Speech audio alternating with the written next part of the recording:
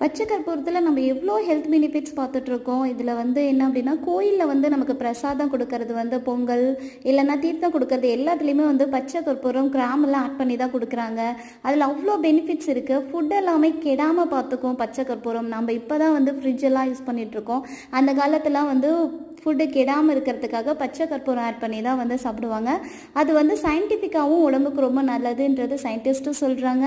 நம்ம முன்னோர்களும் இதை தான் சொல்லிகிட்டு இருந்தாங்க. இன்றைக்கி டே ஸ்டார்ட் ஆனதே ஒரு 4:30க்கு தான் ஸ்டார்ட் ஆனிச்சு. பட் என்னால் எந்திரிக்க முடியல. 5:30க்கு தான் எந்திரிச்சேன். ஹஸ்பண்ட் அதுக்குள்ளே நிறைய வேலை செஞ்சு வச்சுட்டு இருந்தார். எந்திரிச்சோடனே குளிச்சுட்டு விளக்கெல்லாம் போட்டுட்டு அதுக்கப்புறம் தான் வந்து கிச்சன் பக்கமே போனேன். அதுக்குள்ளே அவர் பொங்கல் சுண்டல் எல்லாமே ரெடி பண்ணி வச்சுருந்தாரு. சரி, ஓகே, விளக்கு வச்சுட்டோம், உருளி ரெடி பண்ணிடலாம் அப்படின்னு சொல்லிட்டு கொஞ்சமாக தண்ணி ஊற்றிட்டு கொஞ்சமாக மஞ்சத்தூள் ஆட் பண்ணிவிட்டு பூவெல்லாம் பிச்சு போட்டுட்டு ஒரு ரோஸ் அழகாக இருக்கட்டும்னு வச்சுட்டு பச்சை கற்பூரமும் ஆட் பண்ணிட்டேன். இது வந்து நெகட்டிவ் எனர்ஜி எதுவும் உள்ளே வராமல் பாசிட்டிவாக வச்சுக்கும். அதுக்காக இன்னொரு வீடியோவில் பார்க்கலாம்.